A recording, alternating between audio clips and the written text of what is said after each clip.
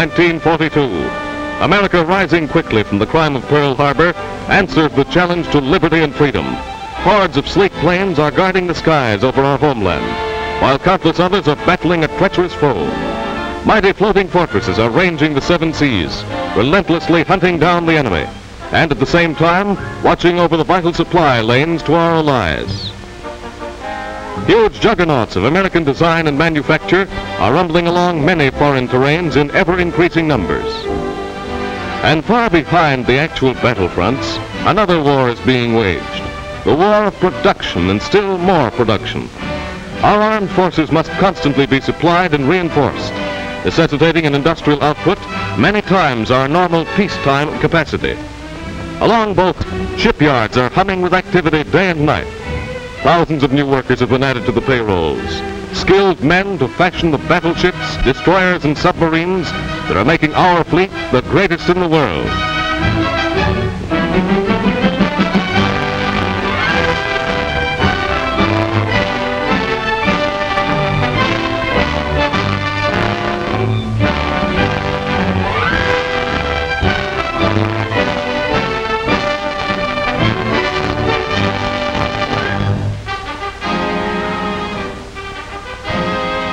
Behind the guarded doors of giant plants throughout the country, airplanes of every type and design are being built by the thousands. Sleek fighters, capable of doing over 400 miles an hour. Dive bombers that can swoop down on their prey at a speed of over 600 miles an hour. First, the skeleton of the plane is speedily formed by scores of skilled specialists. Every part must be fitted with microscopic accuracy. While the frame is being assembled, other workmen are building and testing the new powerful motors that will carry the plane into the sky. Equally important to the all-out war effort is production of tanks. These titans, some of which weigh over 50 tons and contain more than 40,000 specially made parts, are now rolling off the assembly lines at a fantastic rate, ready to take their place in the fight for freedom.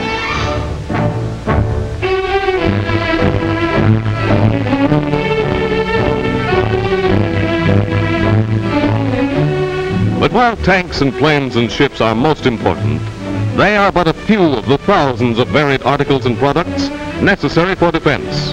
More production means greater supplies of raw materials, materials that come from everywhere. Pig iron to feed blast furnaces, turning out the huge quantities of steel necessary to arms production. Pig iron, copper, aluminum, coal pouring from the caverns of the earth.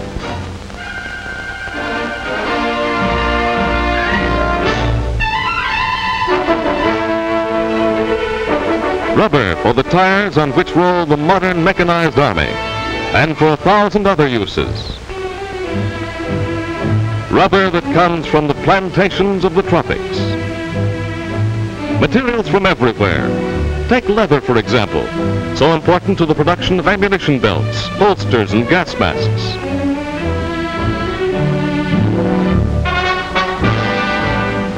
Where does it come from? Why, from the Western steer, of course. That's his contribution to national defense. And his cousin the cow does her bit too, by providing the country with the most important factor in personal defense, pure, wholesome milk. For milk, with its bone-building calcium and health-building vitamins, fortifies the body and makes America strong by making her citizens strong.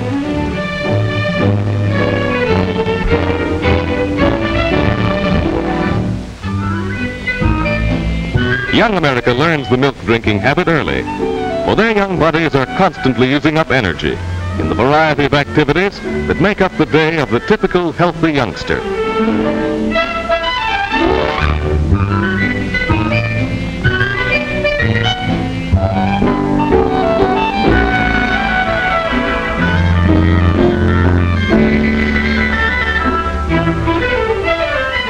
Swimming and skating and football are great fun, and the children love them.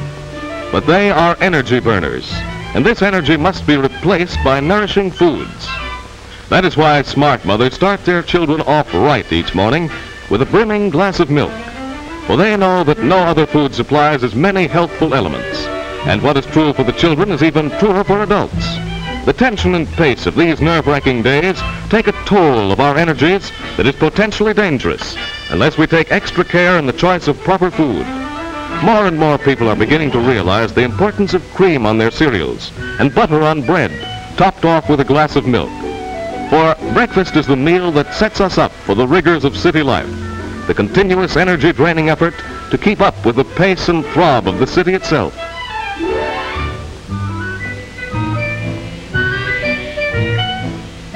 Today, the speed up in our daily activities is greater than ever before, and consequently, we are more in need of a midday pick-me-up. That is why many large department stores have set up milk bars where the tired shopper and the children may pause a moment and replenish their store of energy.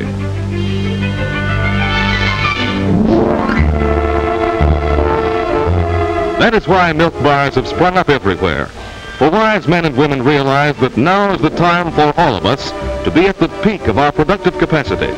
And milk at lunchtime supplies the extra pep and vitality that we need to work more efficiently under the increasing tension.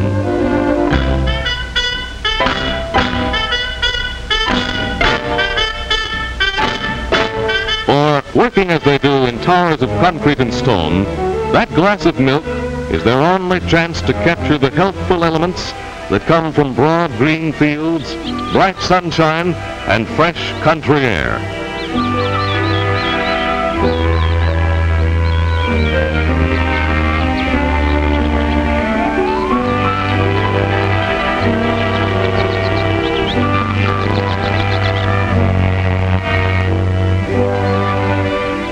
Here in the peaceful surroundings of the dairy country is Mother Nature's arsenal, where she manufactures white ammunition. These cows have nothing to do but graze in the sun all day and sap up the health and vitality of the countryside so that it may be passed on in their milk to the people who are cooped up in the cities. These herds are made up of the finest breeds of dairy cows. This is a Guernsey cow. This type was brought to America in 1818 from the Isle of Guernsey in the English Channel. The Guernsey is a medium-sized cow, golden brown and white, producing a rich milk, yellow and creamy in color. The black and white marking of this cow identified as a Holstein, originally developed in Holland. There are more Holsteins in the United States than any other breed. This large, rugged brown cow is a brown Swiss. The breed was developed in Switzerland and imported to this country after the Civil War in 1869. The Ayrshire cow originated in Scotland. It is reddish-brown and white in color and produces a very high quality of milk.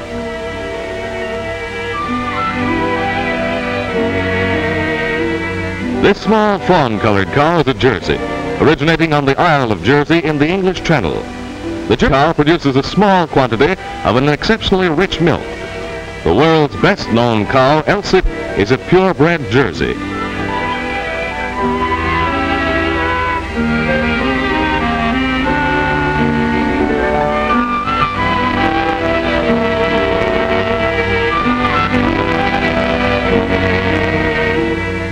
Now, after a full day's grazing, the cows are on their way back to their spotless stalls. A far cry from the conditions prevalent in 1851, when Gail Borden was experimenting with milk preservation. At that time, cows were kept in dirty, unhealthful surroundings. Gail Borden realized that cleanliness was of utmost importance in the handling of cows and milk. But although this fact seems obvious to us now, he had to fight farmers tooth and nail to get his views accepted. Today, the things for which he fought have become the standards of the milk business.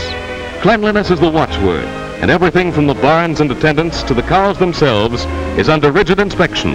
For milk is more than just a business today, it is a public responsibility. Here the cows are being fed carefully prepared vitamin-rich silage and grain as a sort of dessert to top off their day in the pasture. Then, if she's thirsty, she need only press her mouth into the basin of this automatic fountain right beside her. Now, before the cow is ready for milking, she is carefully washed down by attendants who know, as does everyone else in the milk business, that you just can't be too clean where milk is concerned.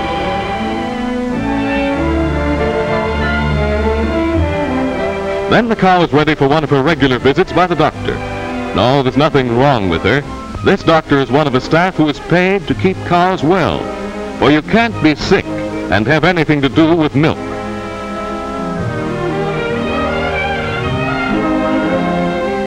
After a thorough examination, the doctor then takes a sample of the cow's milk.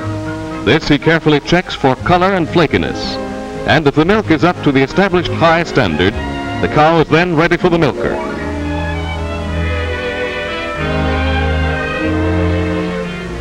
In this modern day, milk production is as highly mechanized and efficient as any other large industry. The cow still makes the milk, but then modern efficient machinery steps in. These mechanical milkers, for example, are both cleaner and faster than the old milking by hand process, and from the cow's standpoint, far more gentle. The greatest advance in mechanical milk production that has ever been made is undoubtedly the rotolactor. Employing the principle of the assembly line, this large merry-go-round type of machine saves time by bringing the cow to the attendant instead of making it necessary for the attendant to go to each cow. The cow enters at one end of the machine into its own separate enclosure, each complete with a milking machine and a receptacle for the milk. The cows are first thoroughly washed by the attendants. The receptacle, too, is sterilized with scalding water before it is used.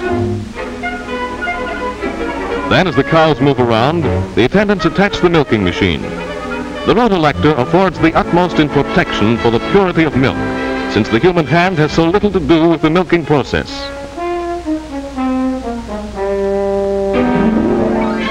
The milk leaves the cow and is pumped directly into the sterilized glass containers. A further safeguard is effected by taking the entire machine apart several times each day for thorough sterilization of every part.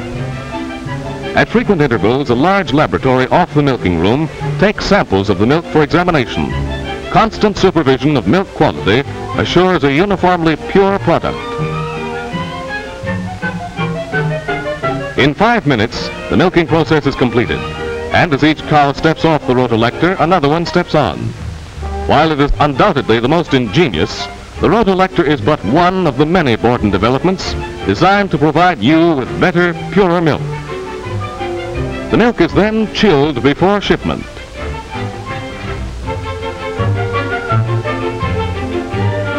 In other localities, the milk is brought to large receiving stations by the farmers themselves.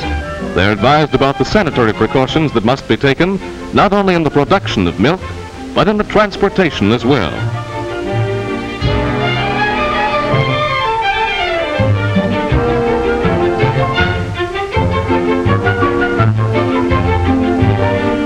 This milk, too, is carefully tested by trained technicians who sample each and every can of milk that is brought in.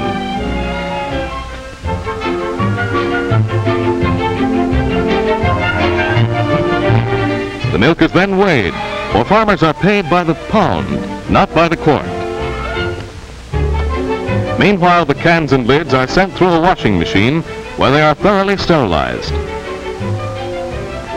Each farmer picks up only the cans that bear his number, and he keeps them securely sealed until ready for use again.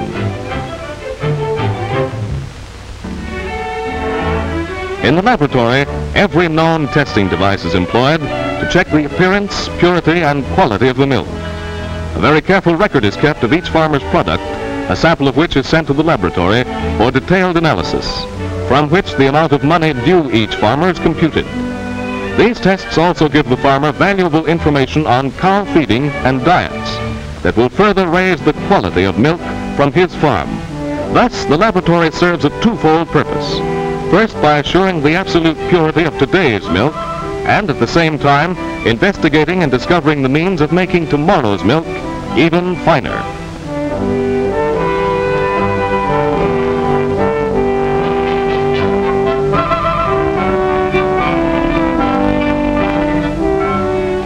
After preliminary refrigeration, the milk is then rushed to the city in large stainless steel, glass-lined tank trucks, insulated to keep the milk ice cold, carrying the freshness and healthfulness of the air and sunshine of the country to the city dweller.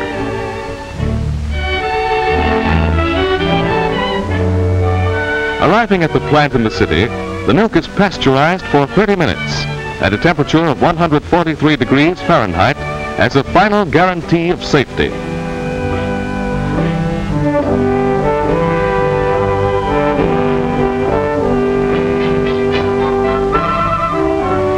An automatic graph keeps a constant record of each individual pasteurization tank. Under the health-giving rays of ultraviolet lights, some of the milk is irradiated before pasteurization, and thus important vitamin D is added to the many food elements milk already contains. In the filling room, the bottles come out of the washing machine where they've been thoroughly scoured and sterilized for a period of 22 minutes onto a conveyor that carries them directly to the filling machine.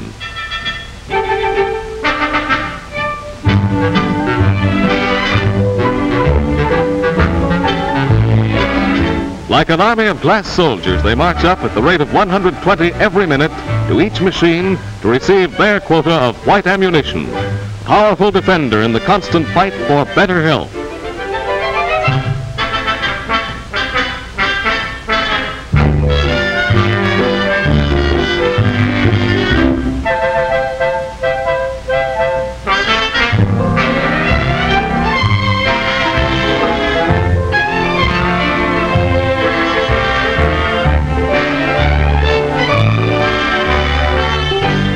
As the filled bottles are placed in their cases, watchful attendants again examine them for imperfections and pass on only perfect bottles for delivery. Right.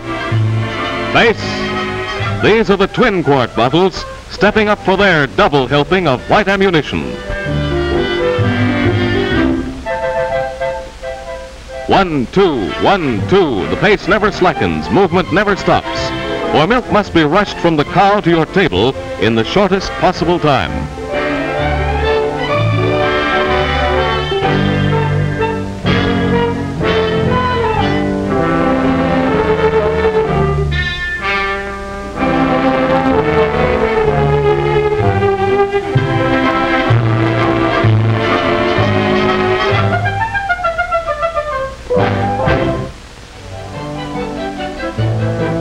Here, as everywhere in the process of milk production, the laboratory plays an important part. Every step of pasteurization and bottling is carefully watched by scores of skilled technicians, utilizing every type of modern testing equipment and laboratory apparatus. It is their observations that make the milk you drink the safest, purest, and most healthful food you can buy.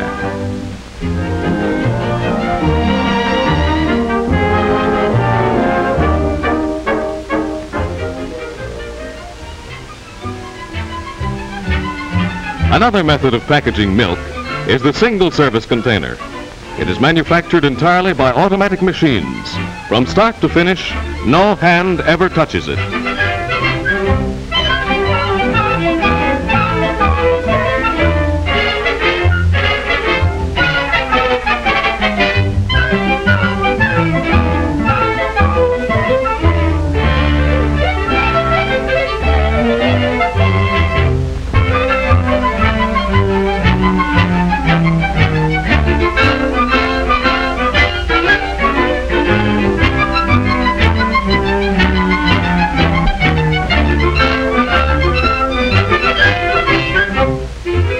Once the container is formed, it is coated inside and out with scalding paraffin.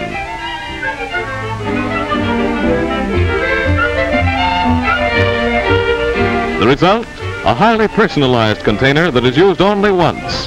So popular in stores because of the ease of handling and because there is no deposit required.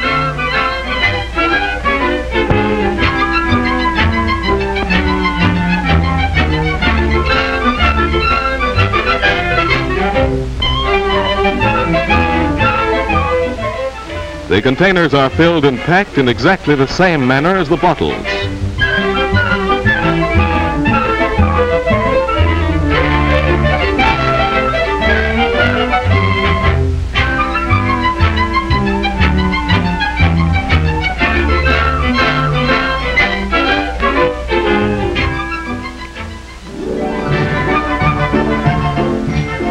This machine manufactures flake ice which is used to keep the milk cold while it is being delivered.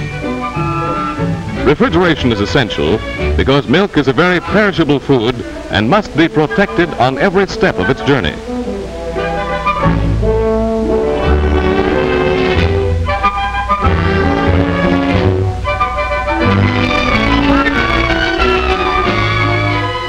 And now the milk is on the home stretch.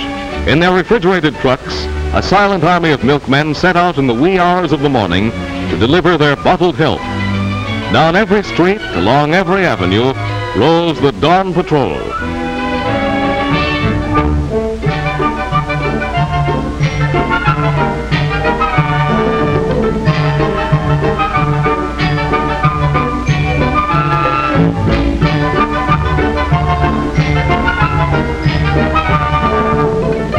We all take the bottle of milk for granted, but very few of us appreciate the long and intricate process that has made it possible to bring the magic fluid from the farm to our doorstep. A process involving selected herds of cattle, scientific farming, constant inspection, laboratory research, modern production machinery, and mechanized transportation.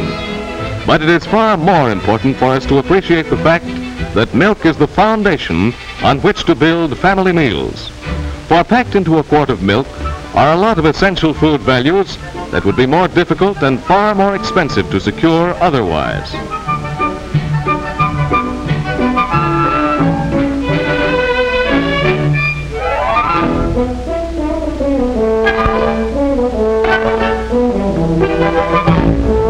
Bottle boxes are furnished by the thousands to families whose milk would otherwise be exposed to the elements. Incidentally, the man who made this box never saw it, for he is one of a shop full of blind men who are kept gainfully employed the year-round making these boxes. Not only does milk go to homes, but every morning a huge fleet of these heavy-duty, refrigerated wholesale delivery vehicles rolls out of the branches on their way to serve the stores, restaurants, hotels, and hospitals of the metropolitan area.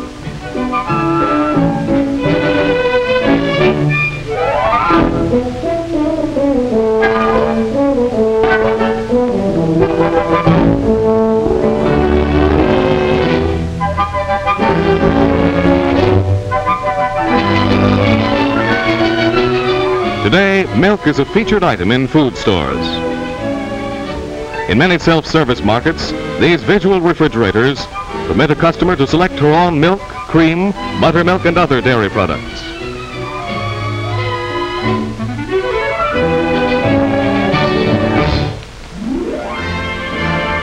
And today, milk is playing an important part in the training of the greatest armed forces in our history. A famous general once said, "The more milk you put into a soldier, the more fight you get out of him." For milk, with its healthful vitamins and mineral elements, builds strong men. And in this time of need, it is strong men who give America its strength.